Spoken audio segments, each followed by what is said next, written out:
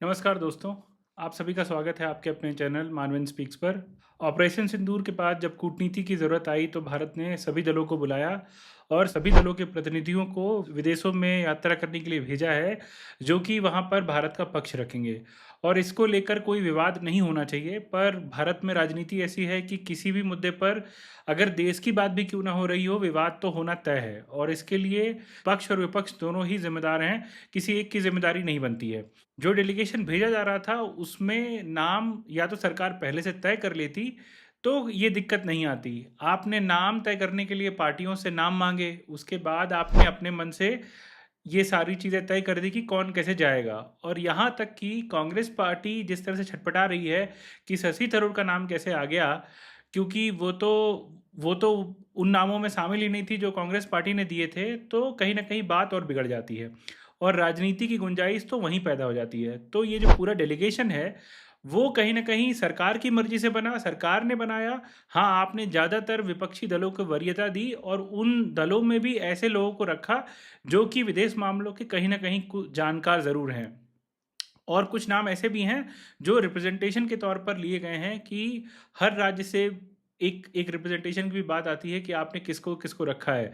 वरीयता उन्हीं को दी गई है जिनको विदेश के मामलों की जानकारी है या जो सरकार में कभी किसी न किसी कमेटी में या मंत्रिमंडल में रहे हैं।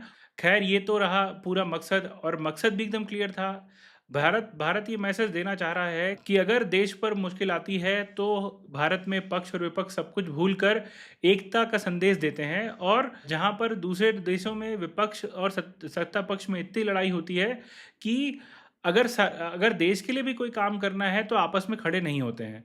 तो यहाँ विपरीत स्थिति है। भारत में हमेशा से इतिहास रहा है कि अगर देश को ज़रूरत है तो चाहे वो विपक्ष का नेता हो, वो भी सरकार के साथ आता है और अपनी बात रखता है।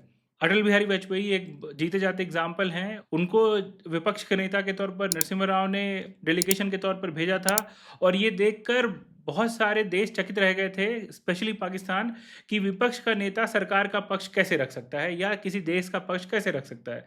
तो ये परिपाटी पहले से चली आ रही थी और पहले भी अटल जी ने चेताया था कि इसको हमेशा चलने देना चाहिए। सरकारें आएंगी जाएंगी, पार्टियां बनेंगी बिगड़ेंगी, पर देश रहना चाहिए और ये विचार रहना चाहिए।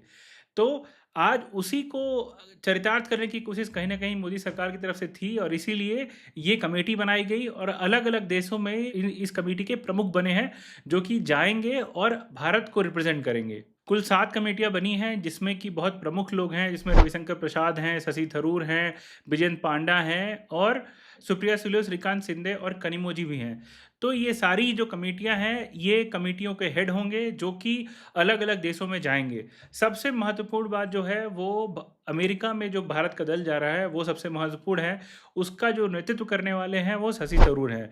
शशि शशि थरूर विदेश मामलों के बड़े जानकार हैं, यूएन में रह चुके हैं और भारत में विदेश राज्य मंत्री भी रह चुके हैं। तो पहले से ही उनकी भूमिका अलग थी और जिस तरह से उन्होंने स्टैंड लिया, सरकार के साथ खड़े दिखाई दिए और कांग्रेस के विरोध के बाद भी खड़े दिखाई दिए, तो आपको क्लियर समझ में आ रहा होगा कि उनको क्यों चुना गया है। तो ये बात तो क्लियर थी कि शशि थरूर को सरकार आगे रखेगी, पर जिस तरह से कांग्रेस का क्लेम है कि उनके पास किरण रिजिजू का कॉल आया और उन्होंने पूछा कि आप नाम भेजिए, नाम भेजे गए कांग्रेस की तरफ से। और जो पूरी कंट्रोवर्सी हुई है कि आप शशि थरूर को कांग्रेस का मन नहीं था भेजने का, फिर भी आप उनको नाम लेके आ रहे हैं, तो बीजेपी कहीं ना कहीं राजनीति कर रही है, ये कांग्रेस का पूरी तरह से आरोप है। पर बीजेपी अगर राजनीति कर रही है तो उन्होंने दो फ्रंट पे राजनीति करी है। एक, उनका जो मैसेज था कि भारत में एकता है, जब भारत में मुश्किल आती है तो विपक्षी भी साथ आते हैं, ये मैसेज देने में भारतीय जनता पार्टी और उनकी सरकार सफल रही है। दूसरा कि कांग्रेस में एक ऐसे नेता जो कि कांग्रेस का विरोध कर रहे हैं कुछ दिनों से और वो बीजेपी के साथ खड़े दिखाई देते हैं, उनका सपोर्ट करके आप कांग्रेस में जो अंदरूनी कलह है उसको सामने कर रहे हैं, उसको उजागर कर रहे हैं। क्योंकि ऐसा तो हो ही नहीं सकता कि अगर शशि थरूर का नाम आए और कांग्रेस उस पर रिएक्ट ना करे। तो ये भी एक ऐसी चीज़ थी जिसमें कि रिएक्शन तो आना ही आना था। तो ये अगर राजनीतिक तौर पर देखेंगे तो बीजेपी ने दोनों ही फ्रंट पर एक नया गेम खेला है, जिसमें कि उनको एक तरह से कहिए कि वो आगे ही हैं। और कांग्रेस कहीं न कहीं जो दूसरा नैरेटिव खड़ा करना चाह रही थी, जिसमें कि वो सरकार को घेर रही थी, विदेश मंत्री को घेर रही थी कि आपने पाकिस्तान को पहले से ही आगाह कर दिया, पहले से ही बता दिया कि हम आपके ऊपर हमला करने वाले हैं। उस बात को लेकर कांग्रेस आगे बढ़ पाती उसके पहले ही शशि थरूर का एंगल आ गया। तो कांग्रेस के जितने नैरेटिव खड़े नहीं हो पा रहे उतने वो गिर जा रहे हैं। इसके पहले उन्होंने सीज़फायर को लेकर मुद्दा बनाया और प्रधानमंत्री को कमज़ोर बताने की पूरी तरह से कोशिश करी, वो ग्राउंड पे नहीं चल पाया। फिर जिस तरह से दूसरा मुद्दा उठा, सरकार ने पहले ही पाकिस्तान को आगाह कर दिया कि वो हमला करने वाले हैं, तो वो एक तरह से चूक हुई है। वो भी मुद्दा पूरी तरह से नहीं चल पाया, उसके बीच में ही शशि थरूर का जो ये पूरा प्रकरण है वो सामने आ गया। सरकार को तो बहुत कुछ गेन हो रहा है, पर कांग्रेस पार्टी कहीं ना कहीं बहुत कुछ खो रही है। इसमें उनके अपने नेताओं का भी बहुत बहुत बड़ा हाथ है। अब उसमें सलमान खुर्शीद का भी नाम है। सलमान खुर्शीद भी बहुत ही जानकार नेता हैं और उनकी भी विदेश मामलों में जानकारी है। आनंद शर्मा की भी जानकारी है विदेश मामलों में। तो ऐसा नहीं है कि जो कांग्रेस से और नाम गए हैं उनमें कोई कमी है, पर शशि थरूर का इस तरह से वोकल होना एक बड़ा कारण था कि सरकार उनको चुनती और उनको यूएस भेजती। जिस तरह से उनके इंग्लिश बोलने पर एक तरह से पूरे सोशल मीडिया में एक हवा रहती है और विदेशों में भी वो अपने आप को ऐसे रिप्रेजेंट करते हैं और जिस भाषा में उनसे पूछा जाता है उस भाषा में जवाब देने में माहिर हैं। तो इस वजह से भी उनको चुनना एक बड़ी कामयाबी बीजेपी की तरफ से थी और इसीलिए शायद उनको आगे रखा गया। पर कांग्रेस को कहीं ना कहीं बहुत बड़ा झटका लगा है और यहाँ तक कि उनके जो कम्युनिकेशन टीम के हेड हैं जयराम रमेश, उन्होंने यहाँ तक कह दिया कि उनके नेताओं को अपनी अंतरात्मा की आवाज़ सुननी चाहिए, उनको किसी राजनीति में नहीं पड़ना चाहिए। भले बीजेपी राजनीति कर रही है, भारतीय जनता पार्टी इसको एक राजनीतिक मुद्दा बना रही है, पर आपको बीजेपी के हाथ की कठपुतली नहीं बनना चाहिए। तो उनका इशारा शशि थरूर की तरफ था। यहाँ तक भी खबरें हैं कि शशि थरूर को एक तरह से अल्टीमेटम दे दिया गया है कि आप या तो पार्टी लाइन में रहिए या तो अपना रास्ता खोज लीजिए।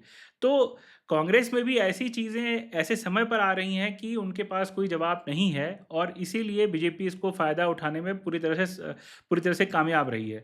और शशि थरूर एक एसेट हैं, इसको कोई मना नहीं कर सकता। वो किसी भी पार्टी में होते, किसी भी दल में होते, चाहे वो लेफ्ट में रहते या कांग्रेस में थे या बीजेपी में होते, किसी भी पार्टी में वो लड़ें तो उनका सांसद बनना कोई बहुत बड़ी बात नहीं है, वो सांसद बन ही जाएंगे। मंत्री बनना नहीं बनना ये तो अलग बात हो गई। वो तब भी मंत्री थे जब उनके पास मंत्री बनने का इतना ऐसा अनुभव नहीं था। तो शशि थरूर एक कैपेबल नेता है, इसमें किसी को दो राय नहीं है। अगर आप किसी विरोधी के पास भी खड़े हो जाएंगे शशि थरूर के, तो वो भी यही कहेगा कि शशि थरूर बहुत ही कैपेबल नेता है। तो उसमें तो किसी को कोई दो राय है ही नहीं। पर जिस तरह से कांग्रेस पार्टी ने इस पूरे इवेंट को लिया है वो कहीं ना कहीं गलत मैसेज जरूर दे रहा है। ये तो रही इवेंट की बात, पर भारत ने पूरी तरह से तैयारी कर ली है। ऐसे ऐसे लोगों को बाहर भेजा जा रहा है जो कि विदेश नीति में अच्छे से कैपेबल हैं। अगर आप बात करेंगे तो उसमें एमजे अकबर का भी नाम है, मिलिंद देवड़ा का भी नाम है और गुलाम नबी आज़ाद का भी नाम है और यहाँ तक कि सलमान खुर्शीद को भी अगर आप देखेंगे तो उनको भी एक जानकार के तौर पे इसमें ऐड किया गया है।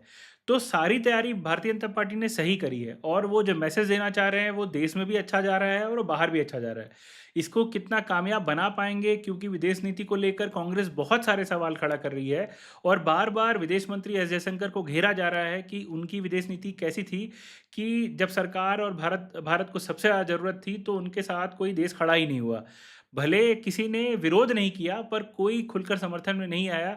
ये कहीं ना कहीं दबाव बनाने की कोशिश थी कि भारतीय जनता पार्टी की जो सरकार है वो विदेश नीति में पूरी तरह से फेल रही है और यही आरोप कहीं ना कहीं आम आदमी पार्टी ने भी लगाए और कांग्रेस ने भी लगाए। तो इस तरह के आरोप लगते हुए आपने इतना बड़ा स्टेप लिया और उसको इस तरह से आप आगे लेके चल रहे हैं, तो डेफिनेटली इससे आपको फ़ायदा होगा और होना भी चाहिए, क्योंकि ये बात जब देश की आएगी तो कोई भी राजनीतिक दल ये नहीं देखेगा कि वो किस पार्टी का है, किस राज्य का है, किस वर्ग को रिप्रेजेंट करता है, वो ये सब नहीं देखने वाला। इस तरह की राजनीति को आप स्वागत योग्य मानेंगे, सरकार कर रही है तो डेफिनेटली इसमें उनको फ़ायदा, भले चुनावी ना हो, पर अगर आप बाहर देखेंगे तो बाहर भारत की छवि में बहुत बहुत बदलाव आने की गुंजाइश है, क्योंकि भारत एक ऐसा देश है जो सबको साथ में लेके चलने वाला है। तो जब आप सबको साथ में लेके चल रहे हैं तो वो रिफ्लेक्ट भी होना चाहिए। तो इस तरह की राजनीति से वो रिफ्लेक्ट होता है। और रही बात कूटनीतिक तौर पर, तो ये जो सारे लोग हैं वो इनफ कैपेबल हैं कि वो भारत को अच्छे से रिप्रेजेंट कर पाएँ, यूएन में भी रिप्रेजेंट कर पाएँ और जिन देशों में भारत की छवि उतनी अच्छी नहीं भी है वहाँ पे भी जो मैसेज है भारत का वो बहुत ही क्लियर पहुँचे और ऑपरेशन सिंदूर आतंकवादियों के खिलाफ किया गया ऑपरेशन था। इस बात का जो मैसेज है वो ग्लोबल लेवल पे जाना चाहिए, यही पूरी कोशिश है। तो ये कोशिश में सरकार कितना कामयाब होगी, ये लोग कितने कामयाब होंगे और ये पूरा जो प्रतिनिधिमंडल बन के जा रहा है वो कितना कामयाब होगा, वो देखने वाली बात होगी। सरकार ने अपना जो कदम उठाया है उसमें वो राजनीति में एक कदम आगे जा चुके हैं। कांग्रेस ऑलरेडी इसमें पीछे जा चुकी है। तो इसमें आगे कोई ऐसी गुंजाइश नहीं है कि कांग्रेस इसमें खड़ी हो सके। यहाँ तक कि वो इस मोड में आ चुके हैं कि उन्होंने गिव अप कर दिया है। वो अब धीरे धीरे इस बात पर आ गए हैं कि सांसदों को अपनी अंतरात्मा की बात सुननी चाहिए। तो इससे समझ में आ रहा होगा कि कांग्रेस का अब मूड क्या है। ये राजनीति है, राजनीति ऐसे ही चलती रहेगी। आप लगातार इस ऐसे ही अपना सपोर्ट बनाए रखें। आप वीडियो को ऐसे ही लाइक करें, कमेंट करें, सब्सक्राइब करें। आप सभी का बहुत बहुत धन्यवाद। नमस्कार।